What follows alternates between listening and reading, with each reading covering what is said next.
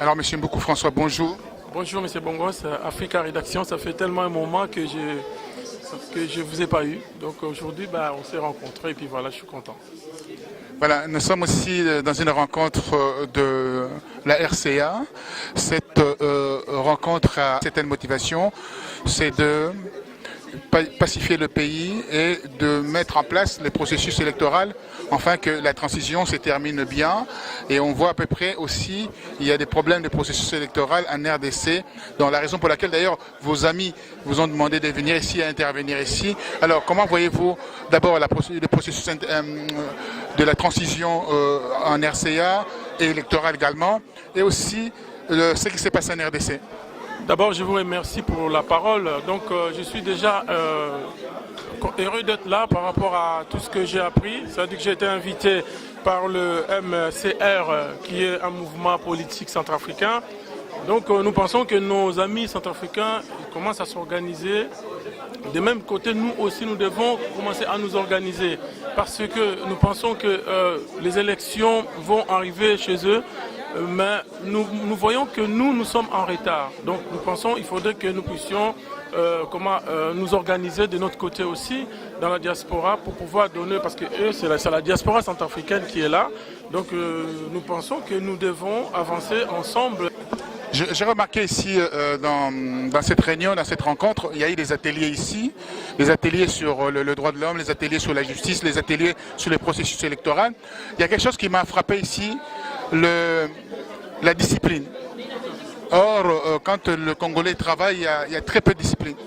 Effectivement, donc nous avons dû voir cela, nous tous, bien qu'ils ont la diversité, mais par contre, il y a un seul point qui les rassemble, c'est leur pays. Donc pour nous, c'est aussi ces modèles que nous pouvons commencer à réfléchir ensemble, bien qu'il y a plusieurs diversités dans la diaspora congolaise.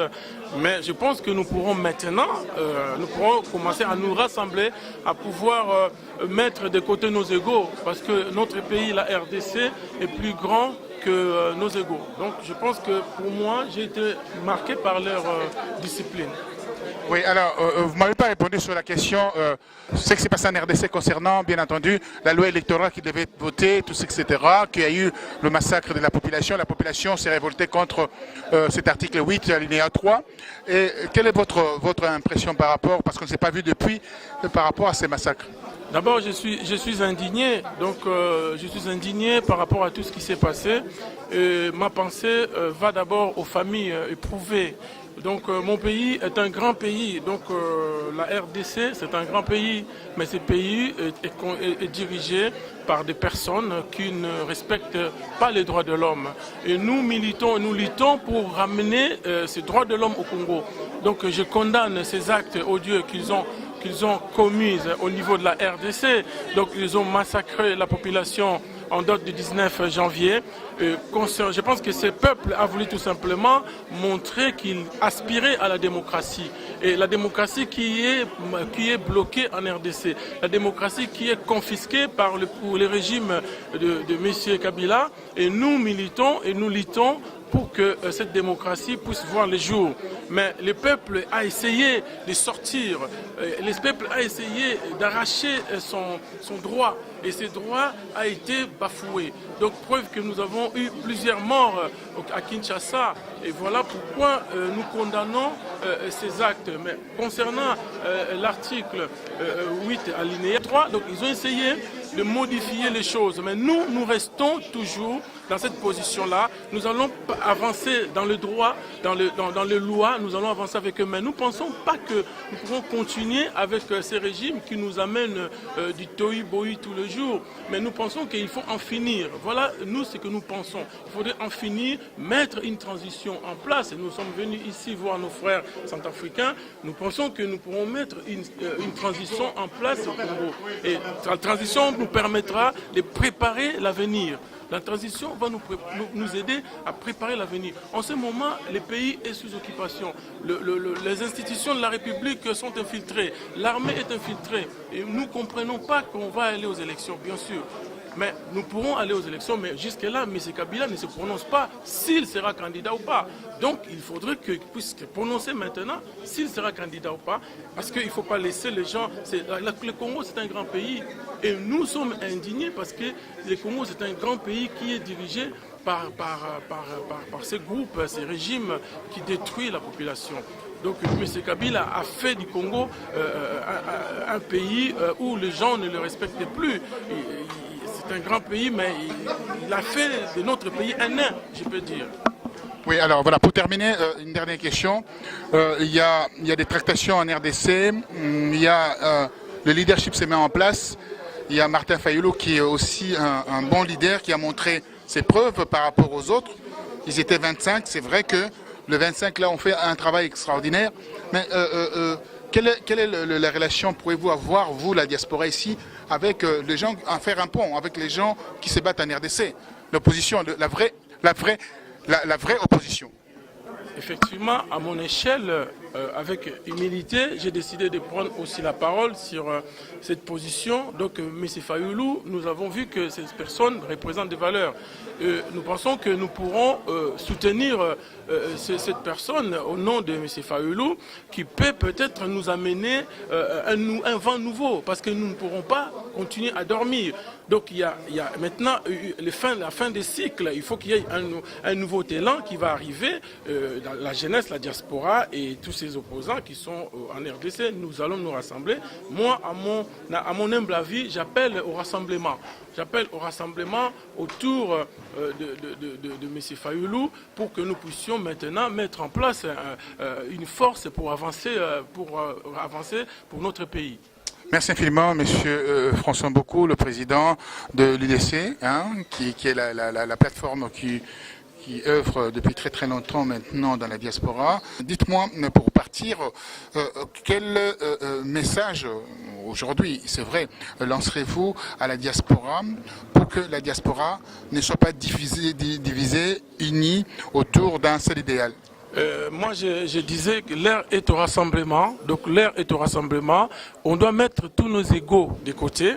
Nous devons nous rassembler tout autour pour moi, à mon avis, si on demande mon avis, nous devons nous rassembler tout autour de Martin Fayulu, que je pense aussi qu'il va venir en France et nous l'attendons, nous souhaitons la bienvenue à monsieur Martin Fayulu pour qu'il vienne ici, pour qu'on discute, pour qu'on parle, pour qu'on puisse voir sur quelle modalité nous allons nous rassembler. Donc j'appelle la diaspora congolaise, j'appelle les combattants, j'appelle la résistance de pouvoir se mettre ensemble, de pouvoir réfléchir, de pouvoir préparer le départ de Kabila. Mais ce Kabila pouvait partir, mais qu'est-ce que nous allons mettre en place? Donc on ne peut pas dire seulement Kabila dégage, nous devons nous préparer. Et M. Kabila le sait bien que nous allons les remplacer. Il le sait.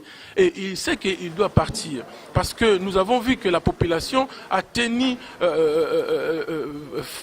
devant M. Kabila. La population n'a pas eu peur. La population, et grâce aussi à tous ces opposants qui sont à Kinshasa, moi j'ai vu des images de M.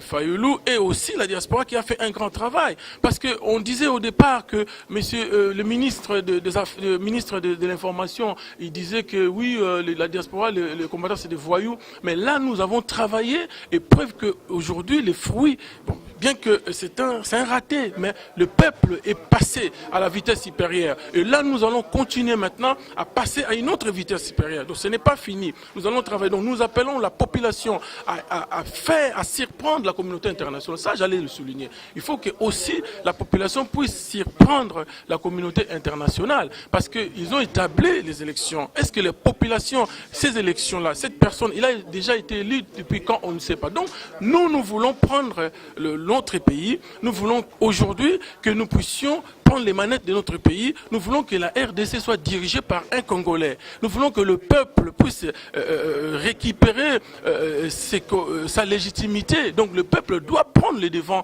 aujourd'hui en RDC. Donc le peuple est mature et aussi je pense que ceux qui nous ont aidés à avancer, nous pensons que la jeunesse, la nouvelle génération qui est là est prête pour pouvoir prendre les choses en main. Donc nous ne sommes plus des gamins. Si nous parlons de Lumumba, Lumumba avait les pouvoirs, il avait une trentaine soixantaine d'années, mais nous avons au-delà des 40 ans. Donc nous pensons que nous devons nous rassembler tout autour de M. Martin Fayulu, que moi personnellement je soutiens. Donc je le soutiens dans ses actions, et surtout parce que je me retrouve dans ses valeurs. Ça c'est le plus important, les valeurs. Parce que nous pensons que le Congo a perdu ses valeurs. Et ces valeurs, c'est ce que nous voulons remettre en place. Et donc sur l'éducation, sur le civisme que le peuple a perdu. Donc nous pourrons rebâtir encore notre nation. Et nous pensons que M. Kabila a fait de la RDC un nain.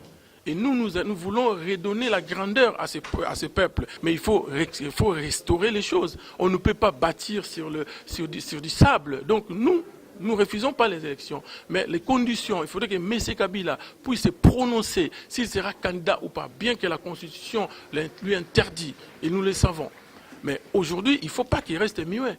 C'est un président qui s'est mis par ses propres moyens et qui a été soutenu par la communauté internationale. Que la communauté internationale aujourd'hui commence à se rendre compte que ce monsieur a fait beaucoup de bavures.